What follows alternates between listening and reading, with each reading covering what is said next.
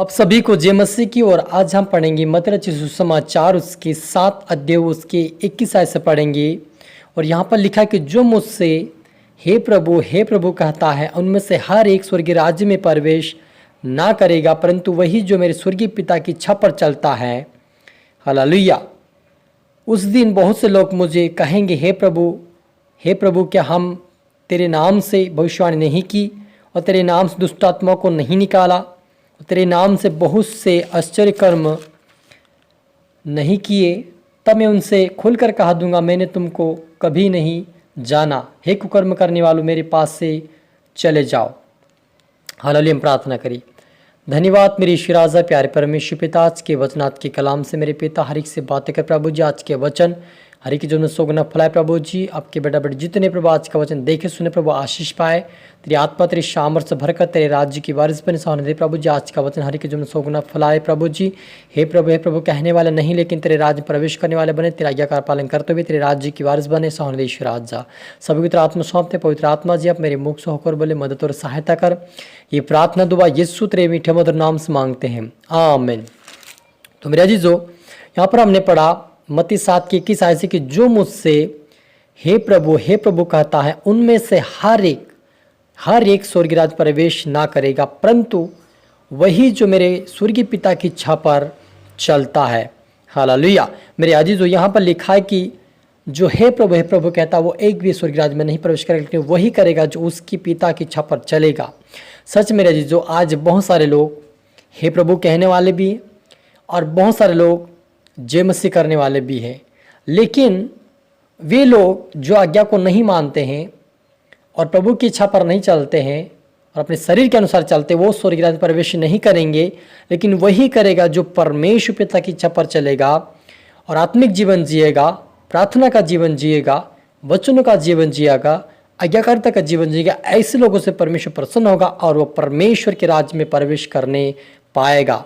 लेकिन जो लोग हे प्रभु कहते रहते हैं, आज्ञा का नहीं मानते हैं, आज्ञाकारिता में नहीं चलते, वो कहता है यीशु मसीह कि वो मेरे नाम से भविष्यवाणी भी करेंगे और वो कहेंगे कि तेरे नाम से दुष्ट आत्मा को नहीं निकाला हमने, तेरे नाम से भविष्यवाणी नहीं की, क्या तेरे नाम से हमने आश्चर्य कर्म नहीं किए?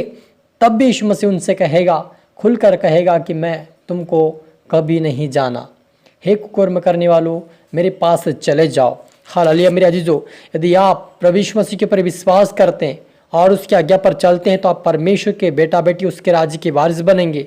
लेकिन यदि आप परमेश्वर के काम भी कर रहे, सेवा भी कर रहे, और यदि आप उसकी आज्ञाकारिता में नहीं हैं और अपने शरीर के अनुसार चल रहे, अपनी इच्छा के अनुसार चल रहे, और आप बुद्धि का सहारा लेकर आप भविष्यवाणी कर रहे, अन्य भाषा को बातें बोल रहे, आप उस भाषा के बारे में बता रहे आप कि क्या क्या बातें, लेकिन आप खुद उसका पालन नहीं कर रहे हैं, तो आप परमेश्वर के राज्य में प्रवेश कभी नहीं करने पाओगे। क्योंकि जितने लोग भविष्यवाणी करेंगे, जितने लोग परमेश्वर के अन्य भाषा में लोगों से बातें करेंगे, उनको बताएंगे और अर्थ बताएंगे, लेकिन वो सत्य पर नहीं चलेंगे तो वो उसके राज्य प्रवेश नहीं करेंगे। लेकिन जो भविष्यवाणी भी, यहाँ पर प्रभु ने भविष्यवाणी मना करने के लिए नहीं कहा है, ले वो भविष्यवाणी करो, सेवकाई करो, आगे बढ़ो, परमेश्वर कहता है। लेकिन झूठ बोलने वाले लोगों को कहता है कि वो परमेश्वर के राज्य में प्रवेश नहीं करेंगे।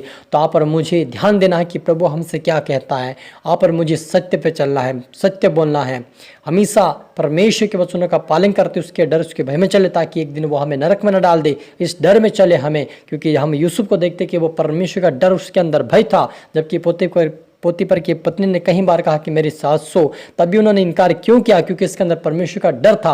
वैसे आप और मेरे अंदर परमेश्वर का डर रखना है कि मुझे परमेश्वर देख रहा है। यदि मैं झूठ बोलूंगा, परमेश्वर मुझे देखता है। यदि आप झूठ बोलते जाओगे, उसकी सेवा में रहोगे, तो आप भविष्यवाणी करने वाले होंगे, भविष्यवाणी भी आपका वरदान कभी नहीं जाएगा। आप अन्य भाषा बोलने वाले होंगे, आपका वरदान कभी नहीं जाएगा। लेकिन आपके अंदर परमेश्वर का आत्मा वास नहीं करेगा, एक दिन छोड़ के चला जाएगा और आप नरक के भाग्योगे। इसलिए ये आपको स्वर्गीय राज्य के वारिस बनना है, तो परमेश्वर की इच्छा और उसके वचनों का पालन करें, ताकि हम स्वर्गीय राज्य के वारिस बनकर परमेश्वर के लिए एक नमूना बनकर उसके राज्य में प्रवेश कर उसके साथ रहें। ऐसा हमें बनना है, क्योंकि यीशु मसीह चाहता है कि हे प्रभु कहने वाला नहीं, लेकिन आत्मा और सच्चाई से उसकी आराधना करने वालों को अपने राज्य में प्रवेश कराएगा। भविष्यवाणी करके भी झूठ बातें बोलते ऐसे को नहीं, लेकिन जो भविष्यवाणी करके भी परमेश्वर की आज्ञा का पालन करते, वो उस वरदान पे घमंड नहीं करते, लेकिन नम्रता और दीनता के साथ लोगों के लिए अच्छी सेवा कर रहे, सच्ची बातें बोल रहे, सत्य वो भविष्यवाणी कर रहे और सत्य लोगों के लिए प्रार्थना कर रहे, ऐसे लोगों को परमेश्वर अपने राज्य में प्रवेश कराएगा। लेकिन जो झूठ बोल रहे हैं, लोगों को गुमराह कर रहे हैं, लोगों को मनमानी अपनी शिक्षा दे रहे हैं, ऐसे लोग भी परमेश्वर राज्य में प्रवेश कभी नहीं करने पाएंगे। इसलिए यहाँ पर मुझे सावधान होना है। यीशु मसीह ने कहा कि बहुत सारे उपदेशक ना बने, क्योंकि उपदेशक और भी दोषी ठहराए जाएंगे। यदि आपको और मुझे सत्य चलना है, सत्य बनना है, तो हमें परमेश्वर के डर भय में चले, उससे प्रार्थना विनती करके प्रभु हमें पाप बुराई से बचा और हमें तेरे राज्य की वारिस बना, तो जरूर वह हमें परमेश्वर अपने राज्य की वारिस बनाएगा। हालेलुया। क्योंकि आगे पढ़ते हैं, परंतु जो कोई मेरी ये बातें सुनता है और उन पर नहीं चलता, वह उस निर्बुद्धि के समान है ठहरेगा जिसने अपना घर बालू पर बनाया। हालेलुया। मेरे जी, जो ये प्रभु ने आज हमें आप और मुझे शिक्षा दिया कि मेरी आज्ञा को मानो, मेरी इच्छा पर चलो, मेरे पिता की इच्छा पर चलो, आज वो सिखा रहा है। लेकिन वो जानकर भी अनजान बनकर वो परमेश्वर की आज्ञाओं को नहीं मानेगा, तो बुद्धिमान भी होगा, तब भी निर्बुद्धि परमेश्वर के सामने कहलाएगा। क्योंकि जब न्याय किया जाएगा मेरे जो, तो हम धर्मी को, पापी को, सभी को परमेश्वर सामने उपस्थित करेंगे और परमेश्वर यीशु मसीह आप और मेरा न्याय करेगा। लेकिन जब वो जीवन की पुस्तक में नाम होगा, उनको परमेश्वर ग्रहण करेगा। जिनके जीवन की पुस्तक में नाम नहीं होगा, उनको परमेश्वर अलग करेगा।